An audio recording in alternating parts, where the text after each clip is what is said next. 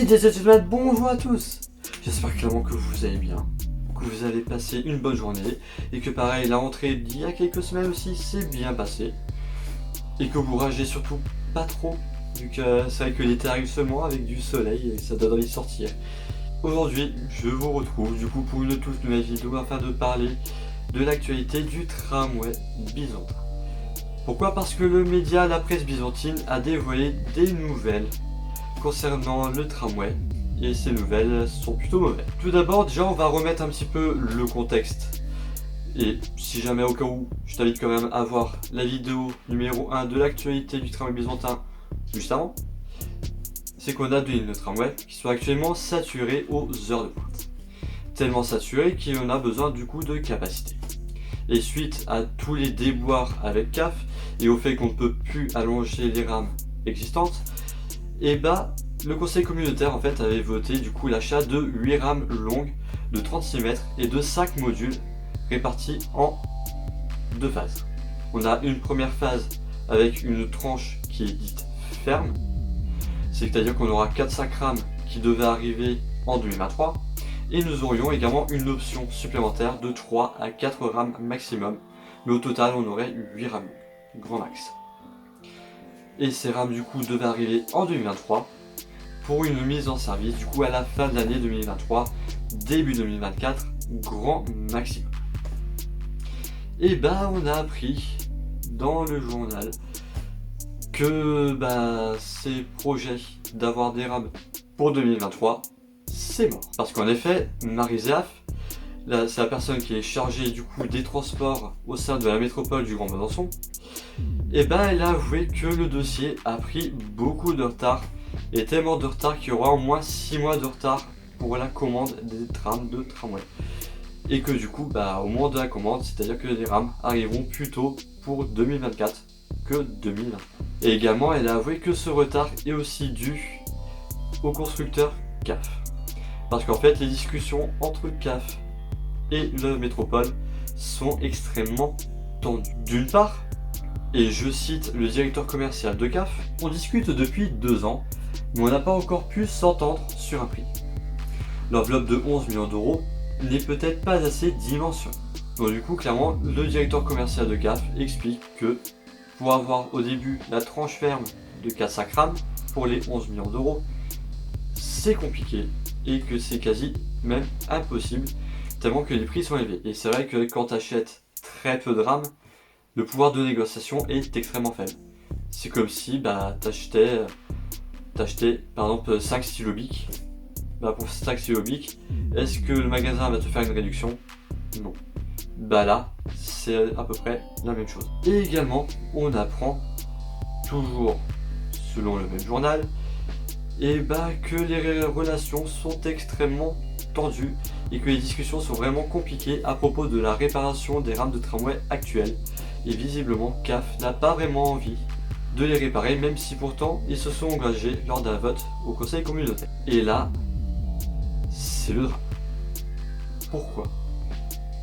Parce qu'il faut savoir que fin 2020, on avait appris que, selon l'esprit républicain, que les rames seraient réparées du coup par CAF, à la charge de CAF, et je cite même un extrait de l'article, les techniciens de CAF devront poser leurs valises dans les ateliers du centre de maintenance du tramway au terminus des Hauts-de-Chazal, où ils sont attendus pour la fin du premier trimestre 2021. Donc la fin du premier trimestre 2021, c'est vers mars-avril.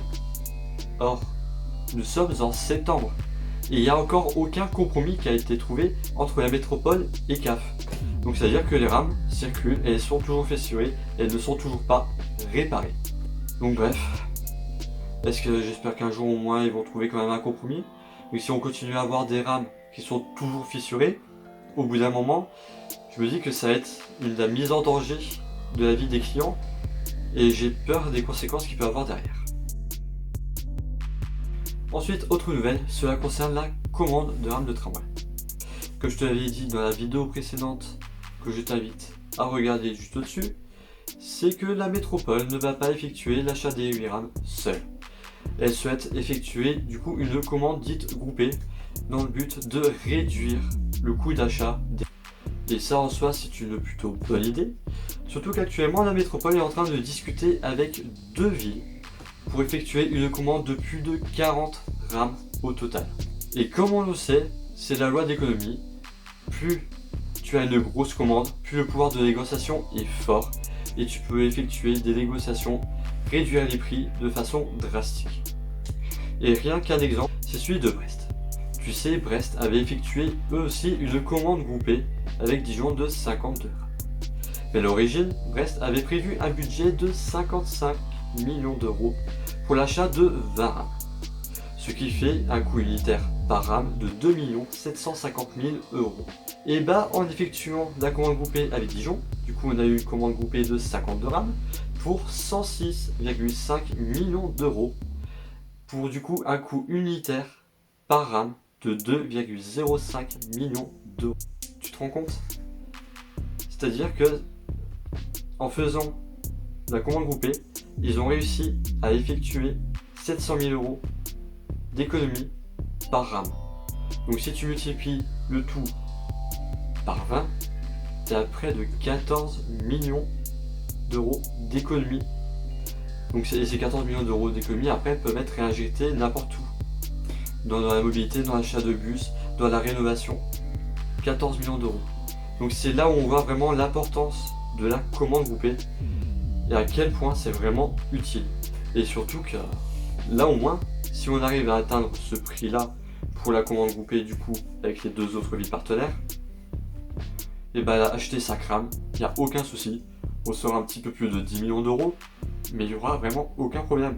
Alors que si une rame coûte 2 750 000 euros, bah pour 4 rames, on est à la limite du budget maximum. Mais si on en prend 5, on est carrément hors budget. Donc là on voit vraiment l'intérêt d'une commande dite groupée. Et du coup là tu es en train de te poser une question. La métropole souhaite faire une commande avec 2 autres villes. Mais quelles sont ces 2 autres villes? Pour l'instant on ne le sait pas encore. Mais honnêtement j'ai mes petites idées. Et je parierais plutôt sur Brest. Pourquoi? Parce que eux ils ont déjà effectué une commande groupée. Et là pour leur 2e ligne de tramway ils ont besoin uniquement de 10 rames. Donc pour 10 rames, le pouvoir de négociation pareil est extrêmement faible. Donc du coup, vaut mieux pour eux qu'ils fassent une commande groupée pour réduire les coûts. Et ensuite, moi je verrais bien également Tours, parce que Tours aussi a besoin près d'une vingtaine de rames au minimum. Ce qui veut dire que entre Tours, Brest et Besançon, on aurait au total au moins 38 rames au minimum d'acheter. Et là 38 rames, on se rapproche du coup de la quarantaine de rames. Et puis toi, est-ce que tu as une idée des villes ou pas? N'hésite pas à faire tes pronostics en commentaire. Et enfin, dernier news, c'est que normalement cette commande sera officialisée à la fin du mois de septembre. Normalement, et donc du coup, l'appel d'offres va directement enchaîner. Et pour l'appel d'offres, on a appris que CAF souhaitait effectuer une proposition, en tout cas répondre à l'appel d'offres. Honnêtement, c'est bien pour eux. De toute façon, ils ont le droit, également, ils ont le droit de proposer une offre, ils ont le droit de répondre à un marché, à un appel d'offres. Ça fait partie de leur droit. Mais est-ce que pour autant, ils vont gagner l'appel d'offres? Je n'y crois absolument pas.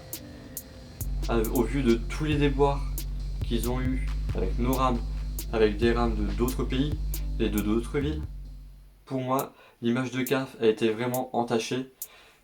CAF est maintenant, je le trouve plutôt synonyme de manque de fiabilité. Et voilà, cette vidéo touche à sa fin. J'espère clairement que cette vidéo t'a plu. Si c'est le cas, n'hésite pas à t'abonner à la chaîne, n'hésitez pas à aller aussi sur mes réseaux sociaux. N'hésite pas aussi également à me dire ce que toi tu en penses en commentaire. Je prendrai le temps de lire et d'y répondre. Du coup, on se dit à la semaine prochaine pour une toute nouvelle vidéo. Allez, prenez soin de vous. À la semaine prochaine.